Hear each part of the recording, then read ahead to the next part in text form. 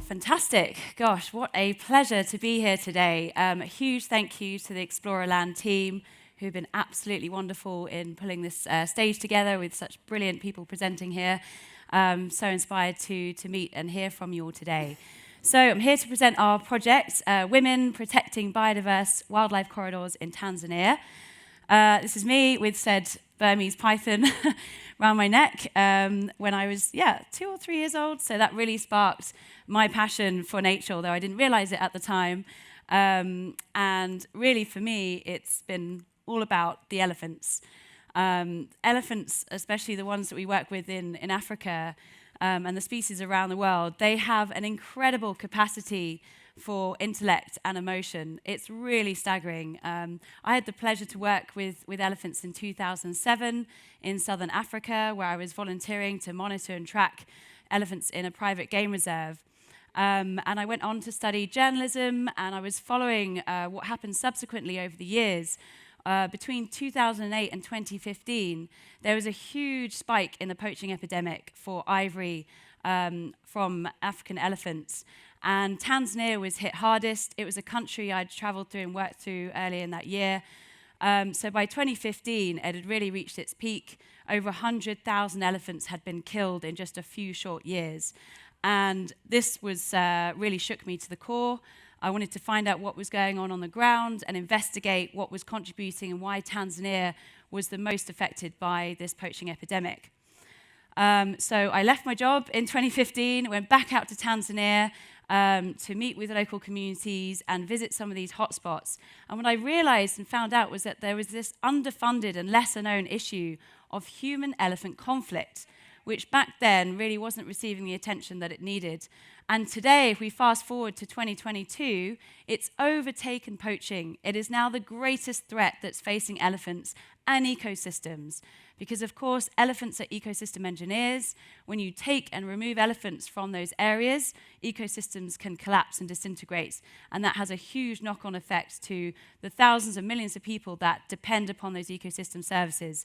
So it's really key to keep those elephants healthy and those populations intact.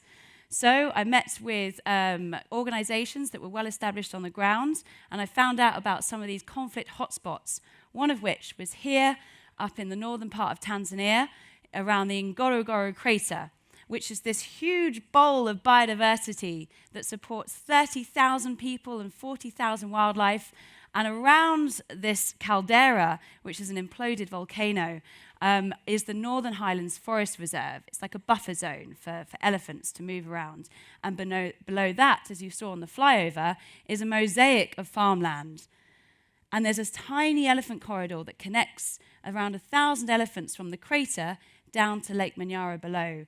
And it's these elephant corridors that are greatly under threat, and they're isolating elephant populations across Tanzania.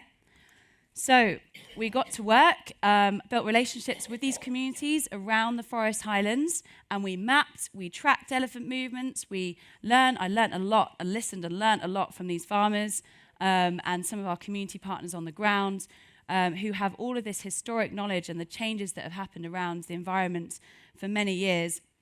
And I started to research effective methods for preventing conflict, one of which is beehive fences, developed by Dr. Lucy King in Kenya. And this technique is really special because it's all about the honeybees. They have a very precise sting, and they target elephants around the thin parts of their skin, around the eyes, inside their trunk, underneath on their stomach. And elephants have an innate fear of bees. And they pass this down from generation to generation. So they will not go near trees that have bees within them. And for us, it's these fences. We suspend beehives. They swing and they act like a pendulum effect when an elephant tries to cross the wires, sometimes in a very precarious position at night as they've stepped over the wire, realize there's bees in there and have to quickly retreat back to the forests. And of course, it's a fantastic initiative for farmers that we support in beekeeping. As a result of this initiative around the Ngorongoro crater, the wives of these farmers and a lot of the single mothers in the area became very interested in the beekeeping that we'd begun there. And they grouped together to form the Nari Women's Group, named after the Nari acacia tree, which they formed their meetings under. These women are incredibly proactive, but they hold unique knowledge of the environment around them because it's these women who are responsible for collecting the firewood and the water from the same elephant corridor that hosts at any time around 100 elephants. It's only 3 kilometers wide. It's a commuting area. So these women are risking their lives every single day with interaction from not just elephants, but leopard and lion as well. And here we can see the corridor in the green polygon, and in the blue is our beehive fence and the farms beneath them that we're protecting with that fence, and the crater is here above. So it's a big area, and as you can see, it's been converted a lot into farmland. Now, we have some fantastic results to share. Since 2018, when this project began, we've extended to 4.25 kilometers. There have been 0 elephant retaliation attacks. That is no poisoning. That is no poaching. In fact, the community here, they're often pressured by poaching gangs. When they lose their farms, they lose their livelihood, they're easy pickings for those gangs, and that's what we wanted to prevent immediately. Since then, we've seen a decrease in crop raiding by 59%, and it's only with less than half of the bee occupancy that the fence is capable of. And staggeringly, assessing a 420-hectare farmland with 10 farmers, we've seen an increase of 387% in their profits, both from crop production and from the honey that we help generate through the beekeeping initiatives. We have 36 women in this particular group who are now developing forest-friendly livelihoods that are creating financial independence for the women. It means they have choice, they have opportunity.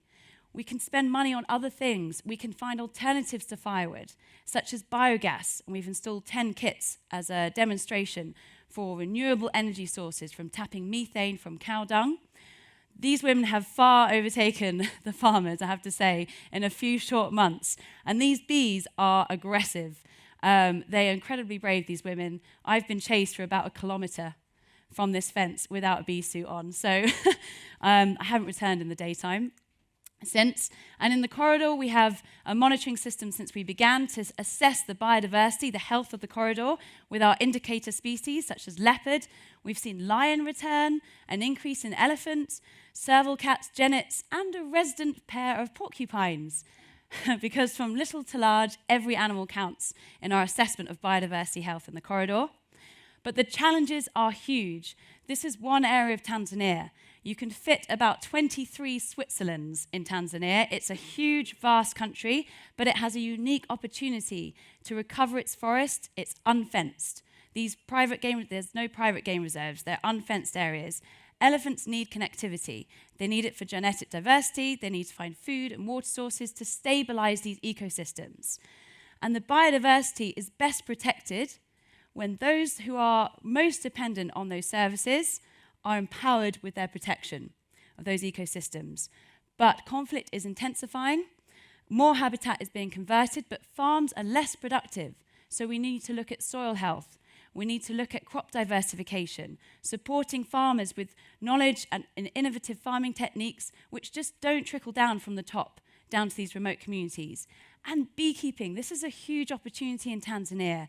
There's a lot of people that really want to get hold of the rich, rosy, raw honey and the wax from Tanzania across Europe, the Far East, but they're only at 13% of their potential capacity. That is a huge opportunity to help support the infrastructure for beekeeping in Tanzania, with very much the women leading the charge in this area.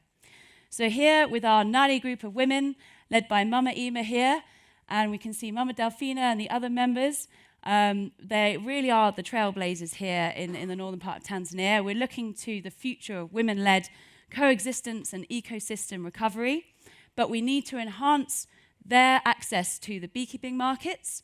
We've already installed an elephant enterprise hub in this community, which is a processing hub, an area for meetings. We've got permaculture, biogas, coffee plantations coming up. So we're looking at multiple income-generating activities for women so that they're very much empowered by the protection of this forest.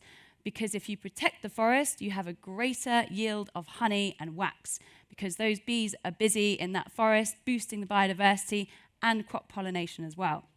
So what are we looking to raise here today and for next year?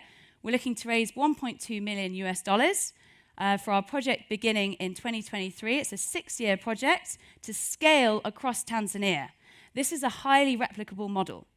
We have a working model here in the north, which we can bolt onto other areas. We've identified these key conflict hotspots across Tanzania, where there is an opportunity to recover elephant connectivity, empower the local people around these forest areas, and improve the network of beekeeping and infrastructure there. So expanding around this amazing crater area across the wider Serengeti ecosystem and bolting on to our partners on the ground, because this is all about collaboration.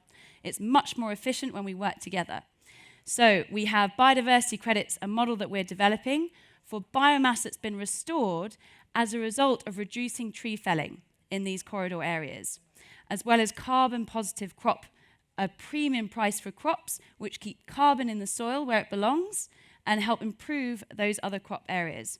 So just very quickly, I've run out of time, I do apologise, but we've got a very robust data and research monitoring framework which we've established since the beginning. I was very passionate about making sure we had baseline data so that we could measure and effectively look at any changes we needed to make in the project.